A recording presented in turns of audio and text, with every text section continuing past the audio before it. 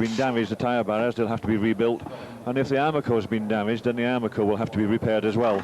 As I said before, safety is uppermost in everyone's mind here at Le Mans, and they'll do nothing if it will endanger anyone's life at all. Well, let's catch up now with Martin O'Connell. Martin, bad luck. What happened? Just came around the crest in the straight and going really slowly because of the weather, and I just pressed the brake and I lost the car on the brakes, trying to stop because of the accident ahead, and the car spun, and I just lost control really on the damp surface. Once the car was spinning, there was nothing I could do, and he just clipped one of the cars and damaged the right rear corner. So I say it's motor racing, but I just can't believe we were only going slowly, and it's, well, what can you say? Now, this is your first Le Mans, and I know you were very much looking forward to it. A huge effort has gone into the project here. You must be feeling very disappointed.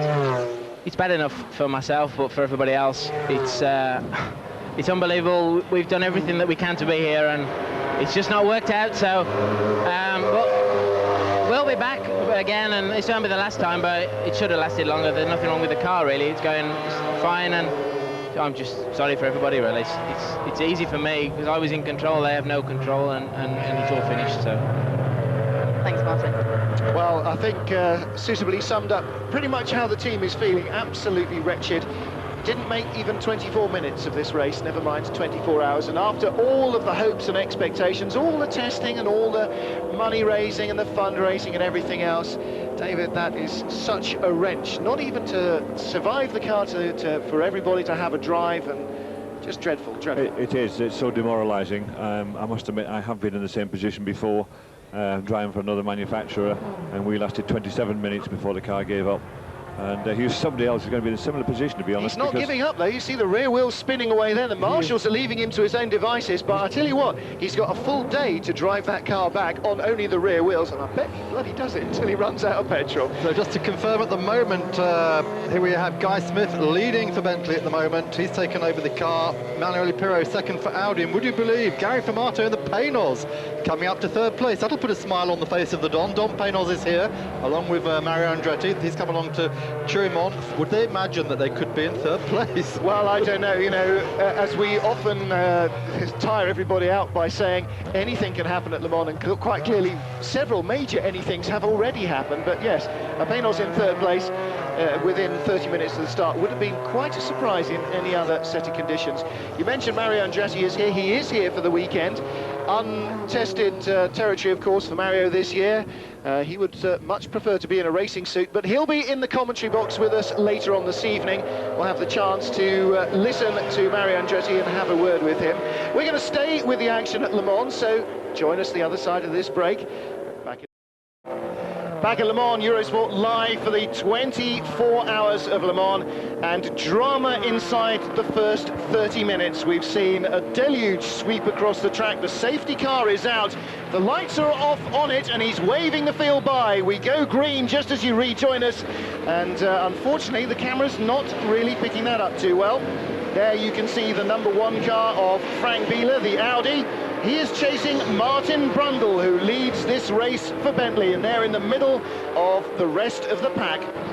Klaus Graf third for Paynos, Andy Wallace fourth for Bentley, Sebastian Bourdais fifth for Courage, John Nielsen sixth in his Dome, and the man who led through the early laps of the pace car period down in 29th position. That is the position of the number 2 Audi of Laurent Aiello. In fact, 26th place he was as he came across the line, having got the green flag a couple of moments earlier. So Aiello, who stayed out on slicks, came in and made an unscheduled and slightly long pit stop. We don't know quite what happened to his car, quite what they were fixing, but they wheeled it back into the garage after looking inside the front left wheel arch.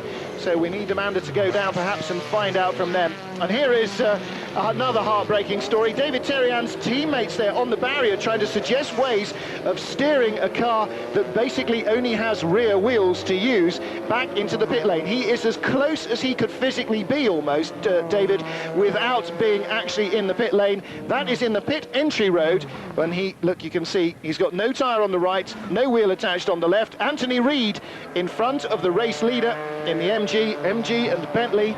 are going round there nose to tail. A bit of a problem here for Martin Brundle, who is still in the Bentley, by the way. He didn't change. Martin is leading the race, but right behind him, about 1.5 seconds back, is Frank Bieler, and Martin's also being held up by these slower cars at the moment in the wet, and giving Bieler a chance to have a little nibble at him. I think Anthony is will be loving this, because he knows how small and nimble his car is, and he won't be holding Martin up terribly much. But Martin will be desperate to get past, knowing that he's leading the race and thinking that he should be able to pass anything that's in front of him. Well, Brundle, of course, with extra power, not so much of an advantage where it's slippery, and as you say, the lighter, more nimble 675 car.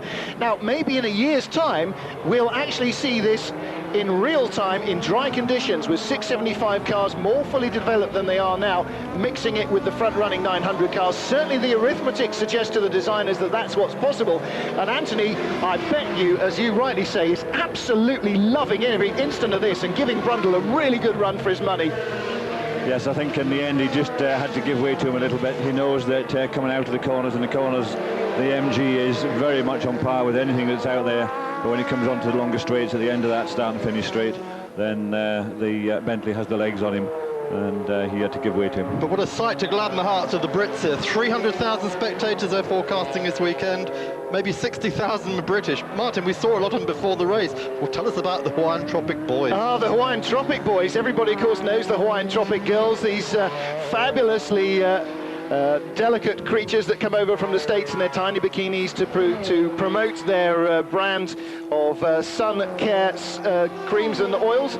But facing Hugh Chamberlain's team, where else, are the Hawaiian Tropic Boys, a group of British spectators waving their British flags, and they're wearing tight shorts, red tops with footballs or balloons or something shoved up them, and blonde wigs. So they are the Hawaiian Tropic Boys, and very disturbing sight they make. I think Hugh Chamberlain is made of stern enough stuff to resist that, but I'm sure that's probably part of his plan to try and keep the MGs out of the pits. Now, Martin's just put 2 seconds over the second place car. He's pulled out that lead. It was 3 seconds as they went past the pits. It's now 3.4 seconds approximately down the straight. This is down to tyres. Yes, it is. Unfortunately, we don't know exactly which tyres are on at the moment, whether they're on full wet tyres or intermediate tyres. Well, we know we saw Bieler change onto wet tyres, so... the other problem is, of course, one's on Dunlops and one's on Michelin's, and there's a definite difference between the two tyres when it comes to the wet weather running. And he's going around the outside of Klaus Graf, who is the third-placed car, or was as they crossed the line. So Graf had actually got back in front of the Audi, and they are swapping positions now for second and third. You can still see David Terrien kicking his car and trying to do something to fix it in the left inset picture. But yes, it just shows that Audi is fallible, and it's not a foregone conclusion, as there is no foregone conclusion here at Le Mans. Laurent Aiello, by the way, we saw being pushed into the garages, is back in the race, but he's a long, long way back. We're still waiting to hear what the problem is there. He's down in 14th place. He hasn't lost a lap, but he has lost 2 minutes 18 on the leaders. And this is, of course, the other problem is Audi have reduced their attack this year by going down to 2 cars from 3, and they've already halved their chances of winning with that problem. Look at this. This is sealing wax and string being used here. What's going on here is David Terrien is ripping up the brake ducting and then using it to try the wire that's wound around that plastic ducting to try and fix something on the back end of the car, to wire something up. I mean, that's fantastic resourcefulness from a driver. Most drivers don't know the front end of the greasy bits from the others. They know how they work, they know why they work, and they know what to change to make them work better, but they're not usually adapted well enough to fix many things. The 60 Saleen coming in with a puncture. We saw the 61 car in the garage earlier on, involved in that big crash earlier on, just as the rain came down, and there is the other Conrad run, Saleen. And as you can see, left rear puncture, and David doing the sensible thing, coming back as slowly as he feels he can possibly make the car go without going into reverse to try and limit the damage at the back end. So the whole idea is to get it back and do as little damage as possible to get it back.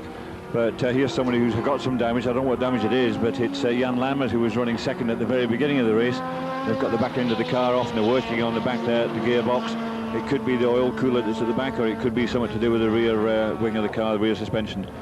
Not sure at the moment, but they're certainly the way they're turning that is they're turning it anti-clockwise, so they're taking it off. So whatever it is obviously a problem in thing has got to come to pieces.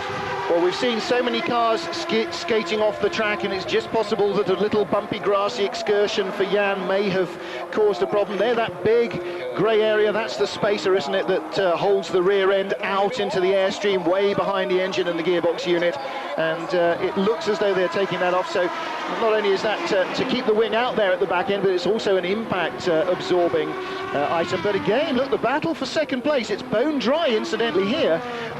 Now again, what is the Panos doing going quite so quickly at this stage? Maybe it's wet weather tyres that survived a little better than Biela's. Biela looks, David, to me, very tentative indeed there. I would think Biela's on full wets, and I would think the Panos is on intermediate, and that's where the difference comes on this half-dry circuit. Unless, of course, somehow Klaus Graf managed not to stop at all and has somehow survived on slick tyres in the safety car period.